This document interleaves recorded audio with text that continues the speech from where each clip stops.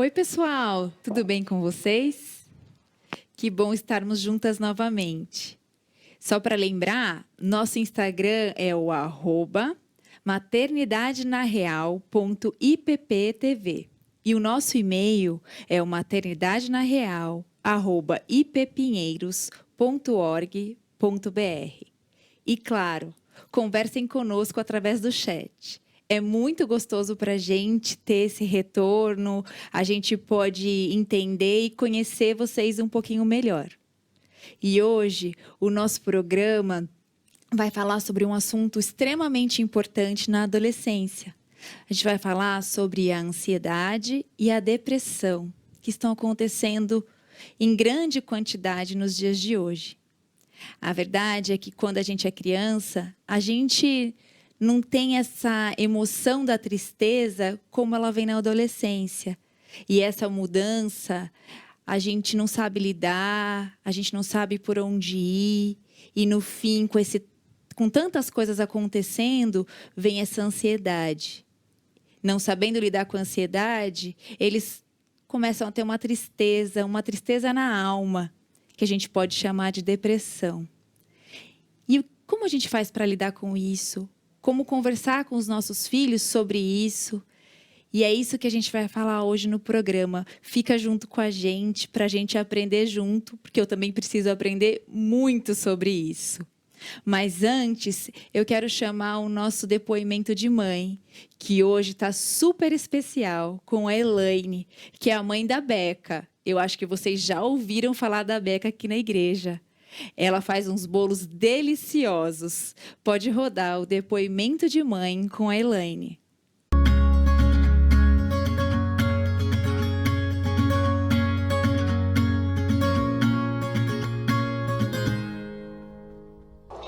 Olá, eu sou Elaine, sou casada com Alex há 22 anos e temos a Rebeca com 19. Falar sobre filhos e sobre cada fase deles é realmente um desafio diário, porque cada fase é única e a gente acaba ficando mais temeroso por não entender ou conhecer aquela fase na qual o nosso filho está entrando.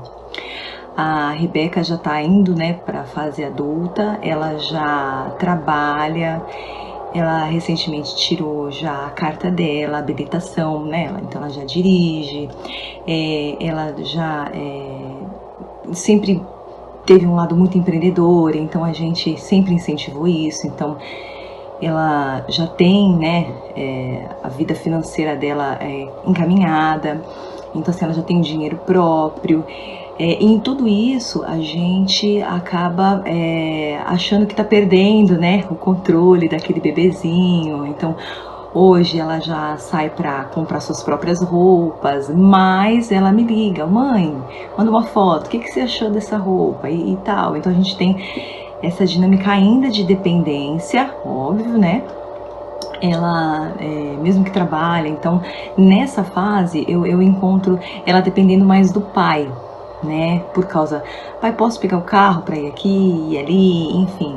Ela já namora também, então assim, o namoro dentro dos princípios cristãos, a gente ensinar eles e ver principalmente o cuidado de Deus em tudo isso, porque a adolescência é um tabu tão grande e quando a gente está saindo da adolescência para a fase adulta, eu acho que é um medo um pouquinho maior, porque eles realmente estão saindo debaixo das nossas asas. Mas a gente tem que crer e confiar, e eu tenho experimentado disso, depositado a minha confiança da vida dela no esconderijo do Altíssimo. Sob as asas dele, ela vai estar segura. É assim que a gente tem vivido, experimentado a graça de Deus sobre a nossa vida e sobre a vida dela. Então, assim, a gente não pode causar um monstro maior do que aquela fase que o nosso filho está vivendo. Porque de fato não é quando a gente está ali aos pés de Jesus. Tá bom? Esse é meu breve depoimento do que a gente tem vivido. E continuamos assim até ela passar por todas as outras fases, enfim, de que Deus vai colocando no caminho dela. A gente acredita que vai ser sempre guiado pelo nosso Deus. Um beijo a todos.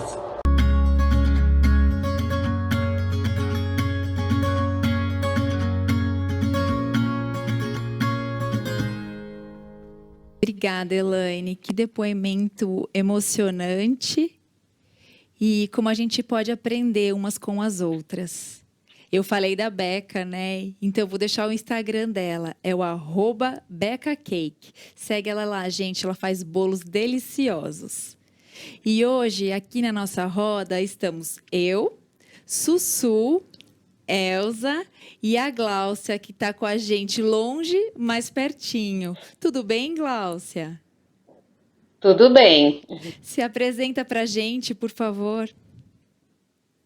Bom, então eu sou a Gláucia, sou mãe de 3 filhos, um adolescente típico com 17 anos, que é o Henrique, tenho o Guilherme, que é o meu filho do meio, que está com 14 anos, e o meu caçulinha, que é o Arthur, que faz 10 anos agora em janeiro, né? Sou pedagoga, a minha primeira formação, sou psicóloga e fiz o mestrado em distúrbios do desenvolvimento. Que legal, Gláucia. E eu já vou começar te perguntando. O que a gente pode esperar de um adolescente? Conta pra gente um pouquinho.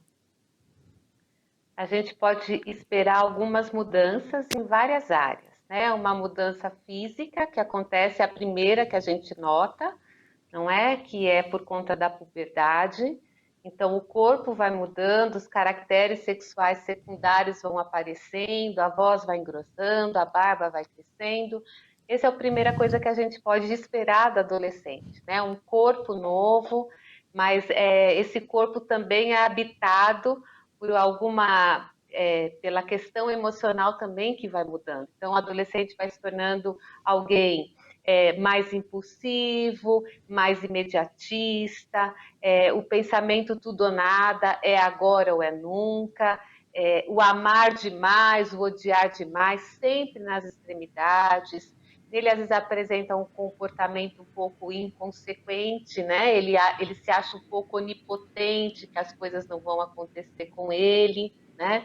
Você pode esperar também mudanças na questão cognitiva, uma maneira nova de pensar. A gente tem que lembrar que esse ser humano, né, está em desenvolvimento. Então, pensar de forma abstrata, pensar de uma forma hipotética, dedutiva, indutiva, tudo isso é um processo de construção.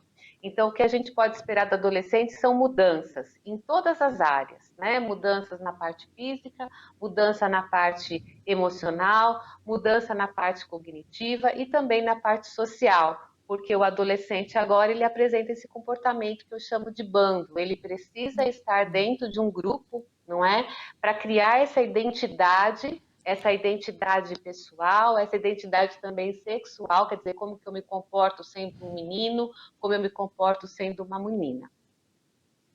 Uau! Nossa, é muita coisa acontecendo, né? E essas mudanças, né, que a Gláucia está aqui comentando com a gente, elas são internas e são externas também, né? Coisas antagônicas, né, que não faziam parte da vida daquela criança que agora um adolescente passam a fazer. E também as mudanças relacionais. Eu acho que essa é uma mudança que pega muito, né? Principalmente com a turma, ele muda de turma, né? Normalmente, a primeira turma na adolescência é um complicador, porque antes, quando criança, ele tinha uma turma restrita, a mãe levava, a mãe trazia.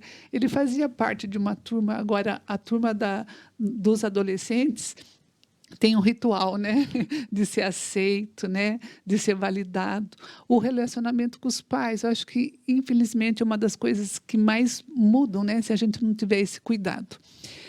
E também, junto com isso, toda essa quantidade de mudança, ela causa um desequilíbrio, né, um desequilíbrio geral, né, físico, hormonal, emocional, relacional. E essas mudanças trazem conflitos, trazem tensões, né? E, principalmente, a gente vê muito a maneira que ele se relaciona com ele mesmo, com as coisas dele e com os outros. Mas não tem como, né, gente? As mudanças são inevitáveis, elas acontecem, a gente tem que ter esse olhar que elas são boas, né? Que foi assim que Deus planejou. Mas nós temos uma questão muito grande, como a Gláucia disse, a questão de turma, né? De ele estar em turma. Existe uma pressão ali, enorme, né? Sobre ele. Porque, veja bem, ele antes não tinha autonomia nenhuma. Né? Os pais decidiam e faziam. Agora, na adolescência, ele chega a ter uma autonomia relativa. Né? Cada vez ele vai ganhando mais. Só que essa autonomia também gera uma pressão nele. Por que eu digo isso? Porque agora ele tem que fazer escolhas. Né? E essa escolha vai definir a identidade dele, tanto para ele mesmo como para o grupo. Eu lembro que eu amava, quando eu não queria ir num lugar, eu amava dizer, ai, meus pais não deixam. Né? E eu não dizia que era eu que não queria ir. Mas na adolescência, você não fala mais isso, meus pais não deixam. Se você não quiser ir, você vai ter que falar. E isso também gera... É vergonhoso, é vergonhoso, né? Você falar que seu pai não deixa alguma coisa na adolescência. Exatamente. E também, Lise, você disse no programa passado uma frase que faz total sentido. Você lembra?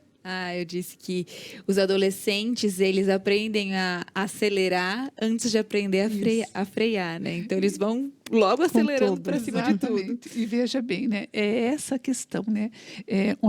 Para certas questões, eles são inexperientes. Para as outras questões, eles são imaturos. Né? E é essa coisa atemporal, né? O que eles gostam de fazer é para agora, o que eles não gostam de fazer é para anos-luz depois. Eu lembro quando eu trabalhei com adolescentes, né? Eu fazia uma orientação comportamental lá na escola e eles tinham uma festa que não fazia parte da agenda da escola, mas ela era toda gerenciada na escola, eles faziam todos os contatos lá. Era Sabadança, o nome dessa festa. Já vai vendo. E essa festa eles faziam entre eles, os adolescentes, e levavam churrasco, bebida e um monte de coisa. Enfim, semanas que antecediam essa festa, eu atendia adolescentes assim, angustiados, aterrorizados, porque não queriam ir na festa. Mas se não fosse, a questão do grupo ia ser um problema para eles. Na semana depois da festa, era um monte de atendimento, porque a consequência de quem foi na festa, né? Foi escondido, uns beberam, os pais teve que buscar, outros brigaram, as amizades, né, que eram as amizades se rompiam porque brigavam, os namoros acabavam porque ficavam um com o outro, enfim. E por conta disso, cada vez mais ia gerando conflito e conflito ali no relacional do adolescente. Você lembra, Sussu, dessa sua fase de adolescente? Tia, tá passando um filme aqui na minha cabeça, né? Tanto com a fala da tia Gláucia quanto a sua, porque a adolescência é tudo muito intenso, né? Eu vivi vários desses dilemas que vocês falaram, e é muito fácil o adolescente amar uma pessoa, ser super amiga, ser melhor amiga de uma pessoa e rapidamente ficar com raiva, deixar de se falar e tudo mais. É tudo muito intenso. E eu tenho uma amiga que a gente estudou junto desde da terceira série, do primário. Olha quanto tempo isso faz. E tudo que eu lembro assim, relacionado à minha adolescência foi junto com ela. E hoje em dia a gente dá muita risada, porque a gente brigava muito também. Então, era uma amizade quase de irmãs ali, mas por qualquer probleminha ali que era super intenso e profundo, né, pra gente na época, eu mandava ela devolver todas as coisas que eu... Devolve as minhas roupas que eu emprestei. Ela ia buscar tudo lá na minha casa também. Devolve meus brincos, nunca mais vou falar com você. A gente já gostou do mesmo menino. E isso abalou super o nosso relacionamento. Mas é tudo muito intenso e é muito sofrido também. Sofrido. Né? Do ponto de vista do adulto, olha e fala, nossa, mas às vezes é uma besteira, né?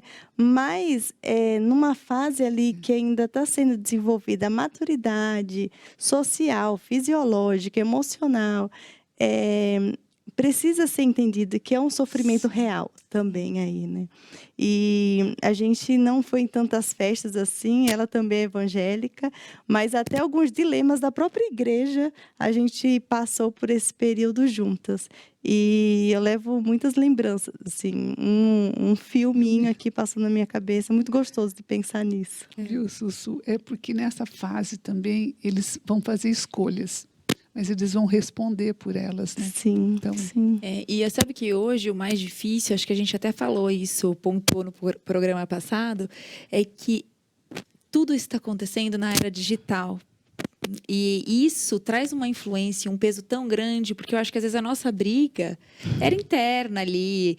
O gostar de um menino era só você que sabia, só sua amiga que sabia. Hoje é a rede. Hoje é a rede, né? E uma vez que está na rede, não tem volta. E eu acho que isso traz muito mais ansiedade para eles do que trazia antes, não é, Gláucia? Eu acho que esse é um dos pontos, né? Não só, acho que a fase em si, ela traz algumas ansiedades, não é? Eu acho que fazer algumas escolhas que cabem a eles fazer, né? De profissão, de identidade sexual, de identidade ideológica, também é muito comum o adolescente deixar de ir na igreja, né? Ele passa a pensar na instituição e não é o que ele quer, ou vice-versa, um adolescente que está fora começa a entrar na igreja, volta para a igreja, né? Então ele tem algumas escolhas para fazer, namoro, então não é algo fácil. Então isso já é inerente ao processo de desenvolvimento. E tem a questão que a internet, então, ela é boa por vários aspectos, sem dúvida nenhuma, né? Mas ela diminuiu um pouco a noção do contato, né? Então, eles estão ali muito preocupados no Instagram, em outras, né, outras ferramentas, quantos likes eles vão receber, eles ficam olhando a suposta felicidade alheia, né? Então, isso vai trazendo para eles ainda, às vezes, mais uma baixa autoestima. Precisa né? ser Então, perfeito, ele tá né? lá.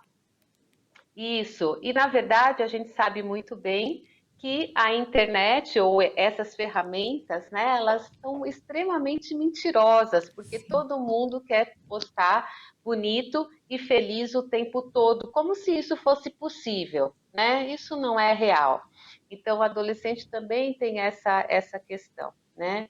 Acho que a Sussu trouxe uma coisa importante também, de quanto adolescente ele é intenso, né? O quanto ele é intenso, o quanto ele é tudo ou nada, né? E ele é intenso também quando ele faz isso nas redes sociais, às vezes utilizando palavras ou divulgando coisas que não deve, né?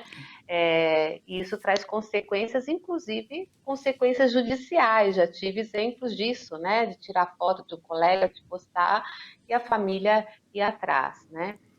Então, isso também favoreceu, as redes favoreceu o isolamento. Então, cada vez mais eles estão dentro de casa, fechados. Isso não é legal, né? Nós somos seres relacionais, então é importante, a gente aprende um com o outro, a gente briga um com o outro também, né? Mas também é nesses conflitos que a gente desenvolve a nossa personalidade, cria resiliência, cria capacidade de lidar com situações mais difíceis. Então, as redes sociais têm o seu lado positivo, mas elas trouxeram também para o adolescente bastante motivo, ou alguns motivos a mais de angústia, né, e de isolamento.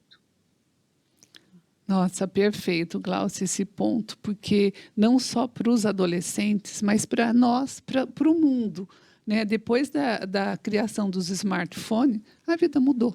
Né? O acesso está na mão, né? Hoje a gente, enquanto aluno, mesmo o filho, o conhecimento está ali para ele. Então você vai ter que trabalhar com a escolha dele do que ele vai acessar, do que ele vai fazer com aquele conhecimento, porque o conhecimento está ali.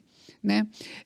E isso não tem volta. Só que a gente tem que ter esse olhar bom também. Trouxe muita coisa boa, né? A tecnologia, e isso não vai acabar, né? Então a gente tem que saber usar.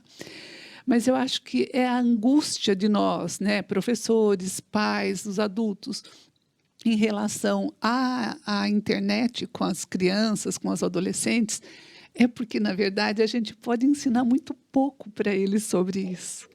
Eles já sabem naturalmente muito. Então, é muito difícil a gente ensinar um uso que nós estamos aprendendo. Né? Então, assim, isso pegou uma virada de geração que os pais não estavam preparados. Né? Então, foi muito rápido. Então, assim, isso também junto à rede social, junto tudo online, tudo ali.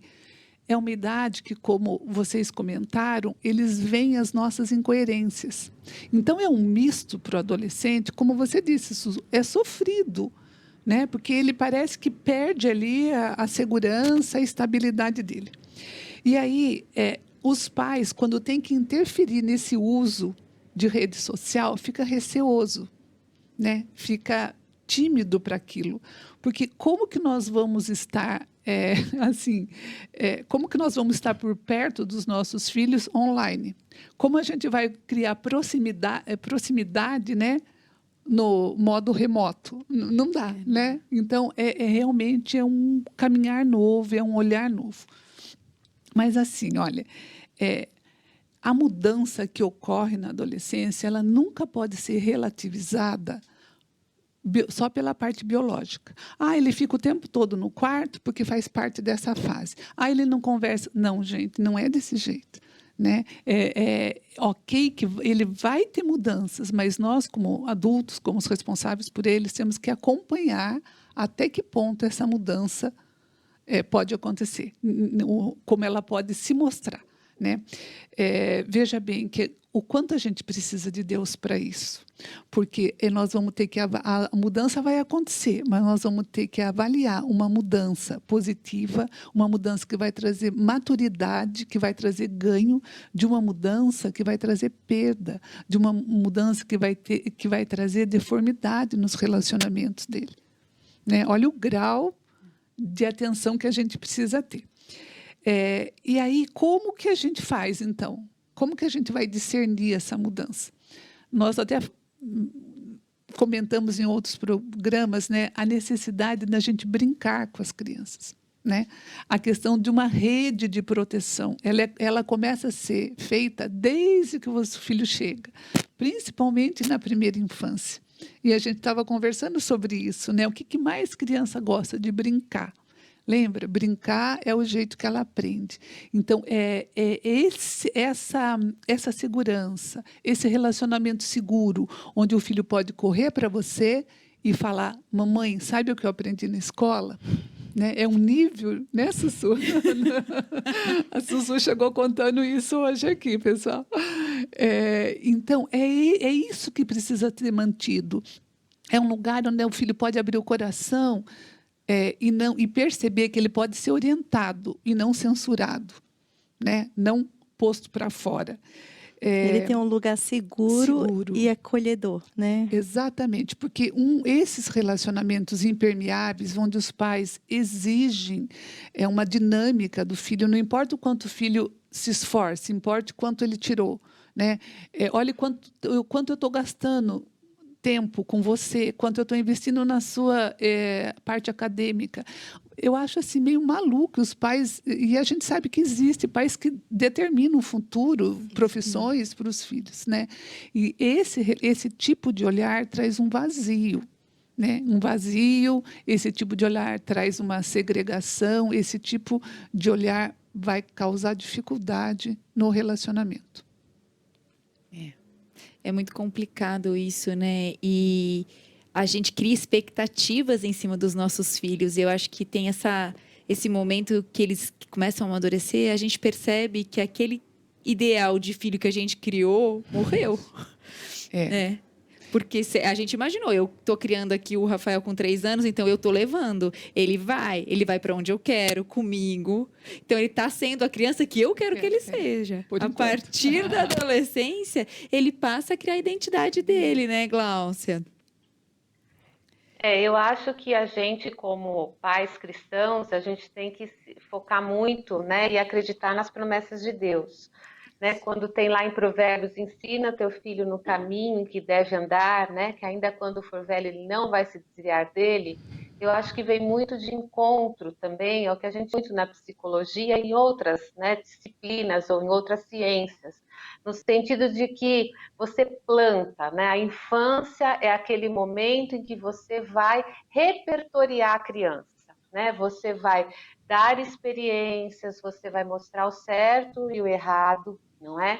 Então você vai criar como se diz, esse repertório, né? E você vai plantar a sementinha lá, aquela plantinha, para que quando ele precisar, quando ele tiver que fazer a escolha, ele tenha da onde tirar. A gente não consegue decidir do nada. A gente precisa de alguns recursos, não é? Então eu acho que isso que é importante, não dá para ser pai só na adolescência, ou também não dá para ser pai só na infância. E eu acho que uma outra questão que é importante, a gente fala muito de autonomia, né? Então, a gente só pode considerar que o sujeito é autônomo quando ele assume as consequências do seu ato, né? E nem sempre o adolescente é autônomo. Ele parece que ele é, mas às vezes sobra para os pais responderem pela consequência dos atos dele. Então, ele ainda não é um ser totalmente autônomo, para tudo ele não é, né? Então, ele precisa muito dos pais. E a gente é pai de adolescente. Isso eu quero dizer que tem hora que o pai de adolescente tem que falar não. Tem hora que o pai de adolescente tem que falar, olha, você não vai ficar o dia inteiro no celular. É sua função, né? Então, ele não ganha só porque ele é adolescente, ele ganhou todos os direitos que um adulto tem, né? Então, não, a gente tem que entender que ele é um ser em formação. Ele está sob a nossa tutela, ele precisa ainda de orientação, ele precisa de regras, ele precisa de limite, ele precisa de acolhimento, sem dúvida nenhuma. Ele precisa de uns pais presentes e sensíveis, né? Então, ficar no quarto faz parte da adolescência. Mas você está acompanhando, né? O pai está acompanhando, o que ele está fazendo naquele quarto? Como ele está sentindo? Você tem perguntado, né? Você tem permitido que os amigos dele frequentem a sua casa para que você o conheça o grupo que ele está, né? Então, a gente tem que ser sensível ao que está acontecendo com ele. Aí sim, a gente pode orientar, intervir, né? Então, não é deixar lá e falar, faz parte, né? É assim com todo mundo. Não. Os pais têm essa função de educar, inclusive na adolescência, né? Então, isso é super importante. E aqui, né, Gláucia, completando aí, né, essa ideia que você está trazendo, Colossenses 3:21 fala: pais, não irritem seus filhos para que eles não se desanimem. Então, assim, essa correção, esse acompanhar é necessário, mas tem que ser feito com sabedoria, como você disse, com acolhimento, né? E a Bíblia é completa, porque Efésios 6:4, ele fala como que, então, eu vou ensinar, como que eu vou educar sem irritar, né? Antes, crie-nos segundo a instrução e o conselho do Senhor. E eu gosto muito de trazer essa ideia aqui, né? Como que Deus trata a gente? Bem diferente do que a gente trata nossos filhos, isso é um fato. Não é? Assim, aquela coisa do adolescente. Eu sempre gosto de dizer, eu já errei muitas vezes o mesmo erro. Né? Na verdade, eu já pequei muitas vezes o mesmo pecado. Nenhuma delas, quando eu fui pedir perdão, Deus estava lá. Não acredito, você de novo? E a gente faz isso, né? Então, assim, a maneira de você abordar o adolescente continua sendo, né, em obediência ao Senhor. E sabe, Elza, que você falando isso, eu lembrei do nosso quadro, o Aprendendo com o Pai. E às vezes a gente acha que não dá para esperar alguma coisa muito profunda do nosso filho adolescente. E eu pedi emprestado um vídeo da Esther Coelho, da UPA. E eles têm uns vídeos bem interessantes que eles postam no Instagram da UPA. E hoje o nosso Aprendendo com o Pai é com Esther. Esther, conta pra gente o que a Bíblia diz quando a gente peca. Pode rodar o vídeo Aprendendo com o Pai.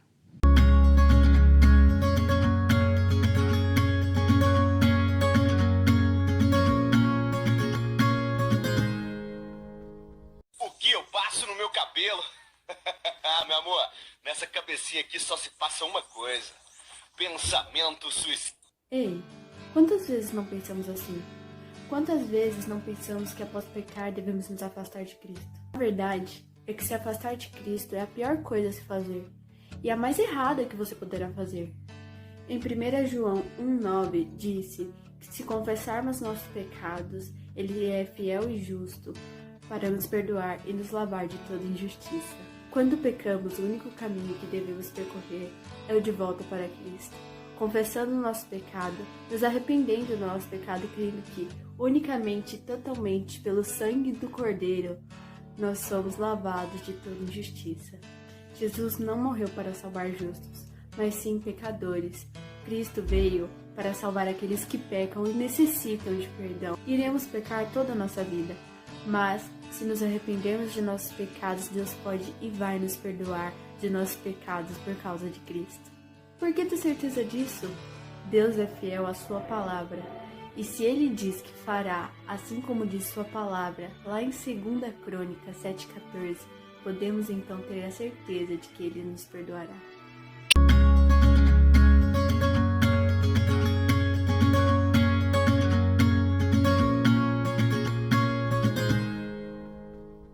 Que profundidade nesse vídeo, né?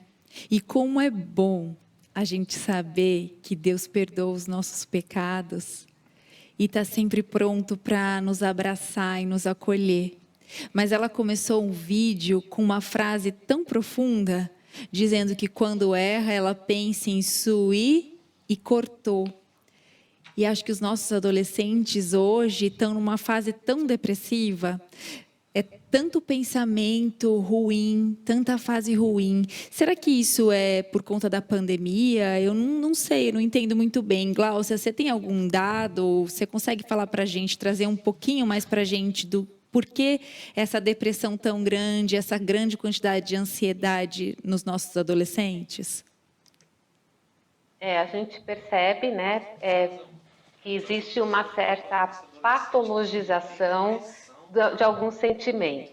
Então, assim, pensando que a tristeza é um sentimento que faz parte da vida, né? Então, uma coisa é você se sentir triste, que faz parte da vida, né? Então, muitos pais também olham a tristeza, né, como se o filho não pudesse sentir tristeza e já chamam aquilo de depressão. Então, eu acho que parte também está nisso, né, na patologização de todos os sentimentos. Mas tem uma outra parte, assim, que acontece, tem um excesso, né, de demanda que o adolescente tem, que antes ele não tinha. Então, acho que a gente falava isso um pouquinho lá no começo. Então, o investimento que os pais fazem neles é absurdo, tanto na questão de estudo, como da formação de uma maneira geral. Existe uma expectativa que os filhos vão superar os pais em tudo, que eles vão passar numa grande faculdade, que eles vão ter sucesso, né? Então, isso vai estressando o adolescente. Às vezes ele não é aquilo, ele não quer fazer aquilo, ele não é uma pessoa tão estudiosa quanto o pai foi, né? Então, isso acaba sendo um peso para ele também, né? Há uma questão também que hoje eles têm que experimentar tudo. Então, existe, por exemplo, na questão de relacionamento, né? Então, namora e separa. Então, assim, as demandas são muito grandes. São muitas coisas que o adolescente tem que dar conta, né? Então, eu acho que esse é um dos motivos. E outro assim que eu acho que tem acontecido também, a gente percebe um pouco a questão do bullying, né? Então, hoje o bullying sai da sala de aula, ou sai daquele ambiente mais restrito da escola e tem ido para a internet, né? Então, quantas pessoas, né, conheço alguns casos assim, né, que tiveram a vida destruída porque algo particular, pessoal, foi exposto, né? Então, isso, sem dúvida nenhuma, gera no adolescente uma depressão. A ansiedade também está relacionada com essa expectativa sobre o futuro. O futuro está sempre em mudança, né? Você compra um iPhone hoje, amanhã já tem outro, e depois tem outro. Você sabe uma coisa hoje, amanhã esse algo já foi transformado. Então, estar o tempo todo tendo que fazer atualizações, né? Você tem que estar sempre sabendo, é algo angustiante. Para a gente, enquanto adulto, imagina para um adolescente, né, que não tem a formação. Então, a gente tem assistido bastante casos, um aumento de casos, sim, de adolescentes com síndromes ansiosas, né, com síndrome do pânico, coisa que a gente nem ouvia falar antes, né, de adolescente com síndrome do pânico, adolescentes, né, com quadro de transtorno do humor, depressivo, né, até transtorno bipolar, alguns adolescentes estão apresentando. Eu acho que tem a ver com essa sociedade. A sociedade está doente como um todo, né? A gente tem que dar certo, a gente tem que ser feliz, a gente tem que se relacionar, a gente tem que fazer esporte, a gente tem. Então, é tanta demanda que ninguém dá conta, né? Ninguém dá conta. E, em contrapartida, concluindo, é que não tem estrutura. Infelizmente, os pais não dão estrutura para os filhos. A estrutura vem lá na infância.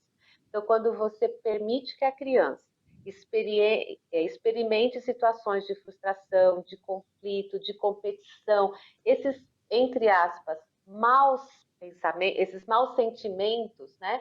E você vai ensinando para ela como lidar, você novamente cria um repertório para ela estar mais fortalecida quando ela tiver que enfrentar isso na adolescência. Então, de novo, né? Os pais super protegem.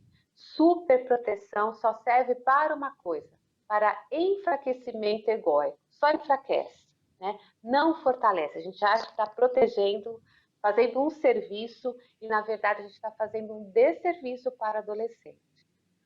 Então, deixar o adolescente, a criança vivenciar as experiências, não patologizar sentimentos, né? E falar para ele, calma, filho, se não deu hoje, vai dar amanhã, né? Então, tirar um pouco, como acho que a Lise falou no começo, né? Tirar um pouquinho o pé do acelerador, é importante. Nossa, Glaucia, isso que você falou me fez lembrar de um curso que eu fiz há tanto tempo atrás, que falava que a superproteção é tão prejudicial para a criança, para o adolescente, quanto o abandono, né? Que nenhum dos dois ensina a criança, né? E assim, aí que Deus faz todo sentido para a gente, né? Está lá em Provérbios 22:6, ensina, né? Ensinar a lidar com as frustrações, né? Eu também me lembro de um filme, Divertidamente. Vocês lembram desse filme? E assim, eu Uma fiquei gracinha. uma gracinha. E ele também me ajudou naquela época, porque eu meio que me identificava com a alegria, né? Que ela sempre queria que a criança tivesse alegre. E depois, lá no final do filme, né? Quem traz a criança de volta foi a tristeza, né? Então, assim, essa necessidade que a criança tem de ter os sentimentos. Ok, a gente concorda, a gente sabe, a gente valoriza, né? A gente tem esse entendimento que a depressão, ela precisa ser investigada, ela precisa ser tratada, né? Ela precisa ser tratada por médicos, por terapeutas, eles às vezes podem entrar com uma série de intervenções, né? Mas aqui para nós hoje eu queria trazer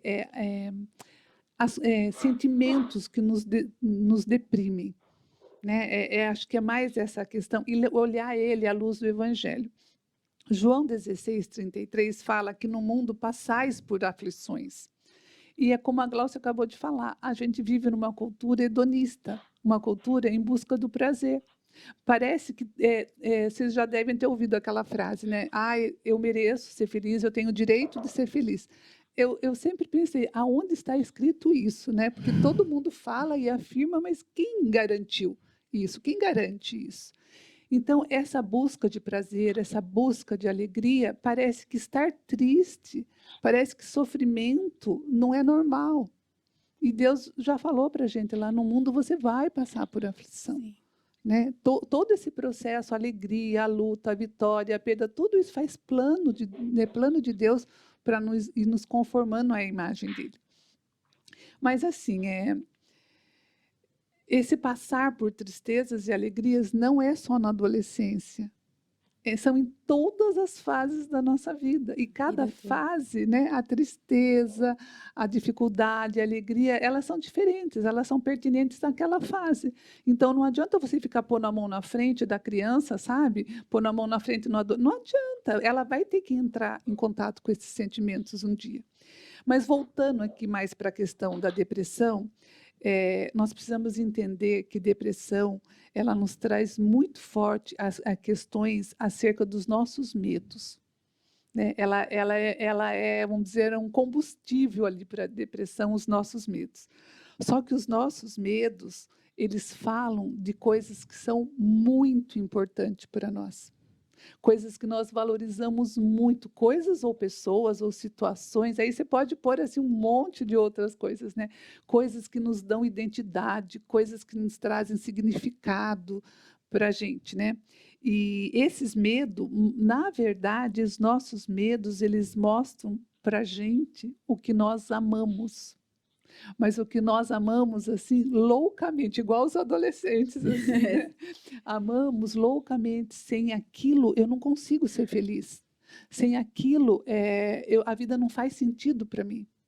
E aí eu fico em busca daquilo de tal forma que aquilo me prende, aquilo me esmaga, aquilo suga a minha energia. Então, são sentimentos que vão me deprimindo, que vão me entristecendo, que são gerados por medos.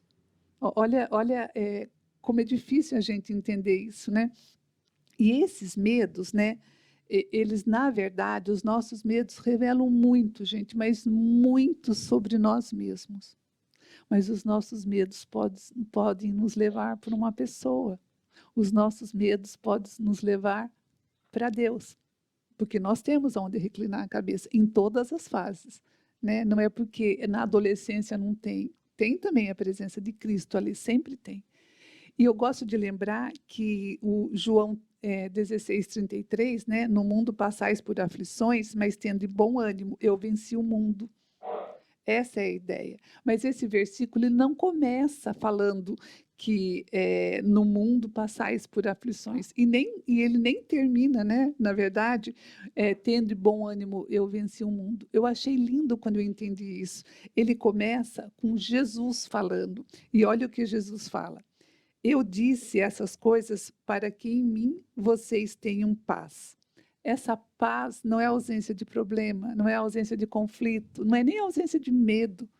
Essa paz é essa tranquilidade, meio toda essa turbulência sobre a vida. Então, essa paz ela tem que ser inculcada na criança, ela tem que ser mantida ali na lida com o adolescente. E nós, depois, na fase adulta, nós somos responsáveis por continuar alimentando esse entendimento, esse relacionamento com Deus, né? E eu acho que Mateus 11:28 fala muito, os que estão cansados, vinde a mim, não é isso? E o que ele vai fazer? Ele vai, né? Ele vai trazer esse descanso para você. Então, eu acho que não é um antídoto, não, mas é um olhar do adulto para o adolescente com sentimentos que deprimem, que ensiná-los a não agir por sentimentos. Ou talvez, eu diria mais que isso, ensiná-los que existe o caminho do homem e o caminho de Deus. E andar com eles nesse caminho para ensinar o caminho de Deus. É verdade. Eu estou achando tão importante a gente ter esse tipo de conversa, que mesmo para mim, que não tenho filhos adolescentes ainda, que vai demorar um pouquinho, né? Um com 2, outro com 4, vai demorar um pouquinho chegar, mas Passa rápido. todo mundo fala isso, piscou o olho, chega, né, tia? Mas é muito importante para a gente poder entender o que é esperado de cada fase, né? Porque como pais, a gente fica meio assustados, assim. Ah, será que isso é normal? Isso é tristeza? Isso é uma patologia? Isso é um pouco do contexto que o mundo tá, que é a pandemia, por exemplo. Então, isso tem um impacto nas famílias e teve um impacto na vida de todo mundo. Então, conversar sobre isso, trazer esses temas e ampliar a consciência sobre esses assuntos, ajuda muito a gente a entender a fase, né? E o que esperar de cada uma delas. Que os nossos filhos estão esperando ver verdade nas nossas palavras. Como já foi falado aqui, eles estão esperando coerência no nosso discurso, porque é muito importante para adolescente, numa fase de construção de identidade, que a gente direcione eles também nessa construção. Então, para isso, precisa de regras, precisa de limites, mas, ao mesmo tempo, a gente não pode esquecer, porque os pais têm uma amnésia, né, do que a gente fez, do que a gente passou, e aí a gente tem uma expectativa, às vezes, errada dos nossos filhos, e de como eles vão passar por essa fase.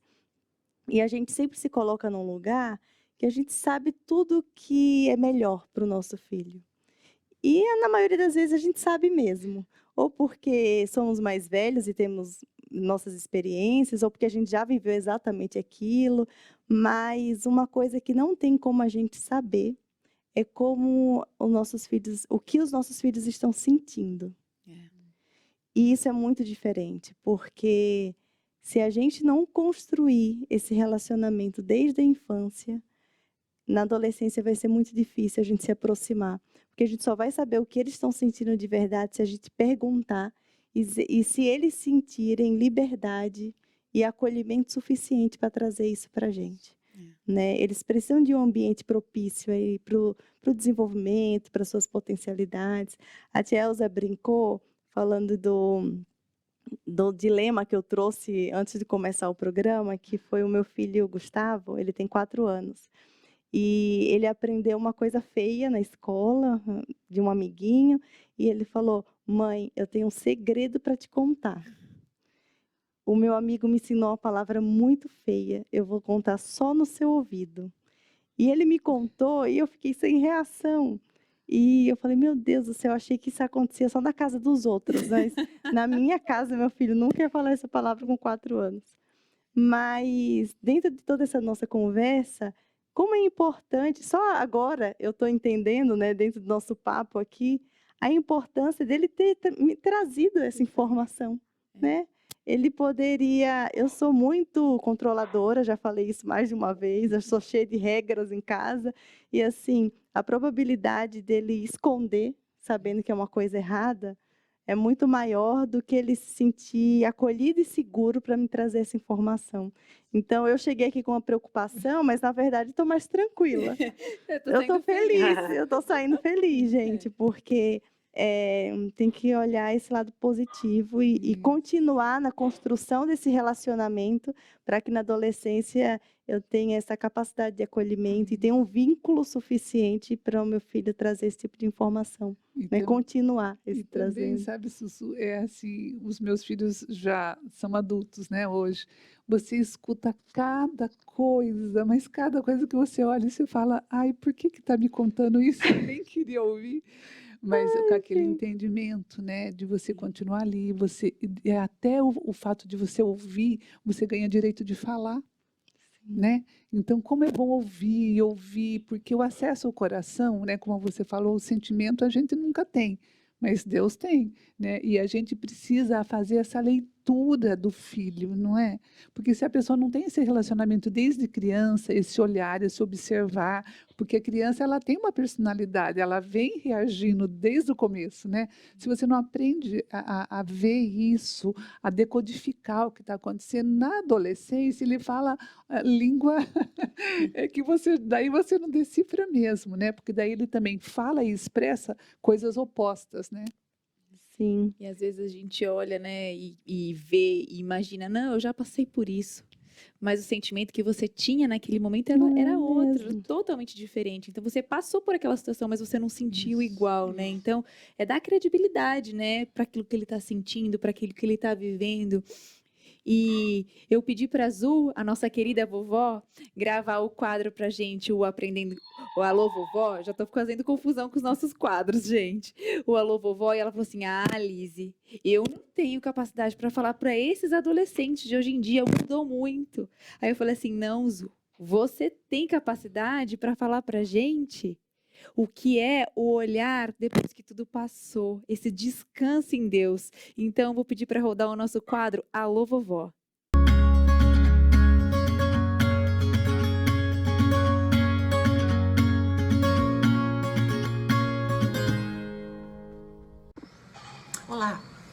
Vamos falar um pouquinho hoje sobre adolescência, ressaltando que 3 minutos não é nada para falar de um assunto tão complexo, não é? Enfim, vamos lembrar que o crescimento dos nossos filhos traz consigo desafios cada vez maiores, como comparam aquele videogame que vai ficando cada vez mais desafiador. E a adolescência realmente é uma fase bastante complicada. Mas graças a Deus, a fidelidade dele não dá pausas, não tem intervalos. Nosso Deus é um Deus de aliança, desde a eternidade até a eternidade. E tudo que a gente vive, os nossos conflitos, os nossos desafios, e quando a gente trata de criação de filhos, a gente está levando esses desafios para um potencial imenso, Deus está presente e Ele continua sendo fiel. Então, na fase da adolescência, em que aquele indivíduo está deixando de ser criança, mas ainda não é adulto, está formando a sua própria personalidade, e para isso ele precisa sim contestar algumas coisas, questionar algumas coisas, o que às vezes é mais difícil para o pai e para a mãe. Esse indivíduo, ele esteve na mente e no coração de Deus desde a eternidade, durante a sua infância, durante a adolescência e até a sua velhice e até estar com o Senhor. E o nosso papel, o papel de pais, certamente na adolescência, é compreender, estar do lado, mas sobretudo orar ainda mais pelos nossos filhos, para que dentro dos desafios que eles têm, dos assédios do mundo que eles têm, eles possam ser guardados e eles possam viver a formatação da verdade de Deus, passando da fé dos pais para a sua própria vivência de fé. Como disse o pastor Jeremias uma vez, e isso é muito interessante, um filho dele na adolescência pediu a ele que queria pintar o cabelo de vermelho. E ele ficou impactado e disse, não em absoluto, mas eu vou conversar com a sua mãe. E quando ele foi conversar com a mãe, ela disse, eu já autorizei e eu já comprei a tinta. Porque algumas coisas têm que ser vividas na adolescência, para não serem depois vividas de uma forma tardia, ruim e irregular. Então, que a gente seja um pouco mais condescendente com as coisas próprias da adolescente, que a gente seja fiel na nossa vivência da fé e que a gente não desista de inculcar na cabecinha dos nossos filhos, não importa a idade que eles tenham, os princípios de Deus, porque Ele se comprometeu e Ele vai cumprir que a palavra dele nunca ficará vazia. Eu desejo que todos os pais de adolescente vivam essa paz. Amém.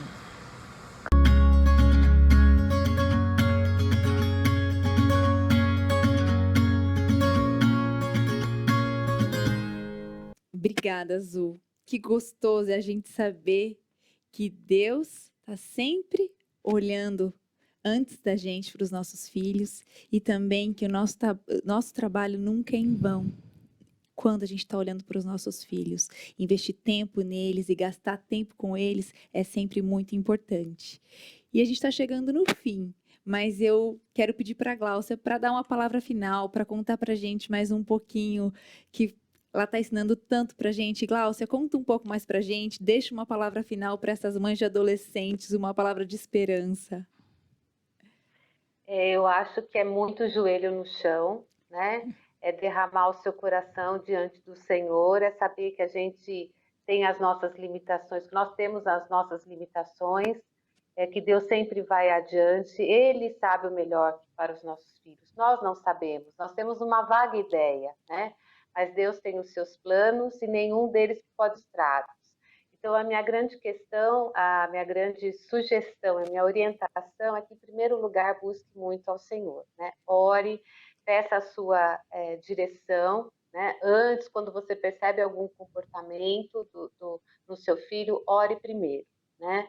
E, em segundo lugar, esteja atento, né? Então, se você notar que alguma coisa não está legal, procure ajuda, né? Então, hoje a gente tem psicólogos, a gente tem medicações, então é importante sim, né, a gente procurar uma ajuda para, de alguma forma, melhorar esse quadro que o adolescente está vivendo quando for essa questão, né?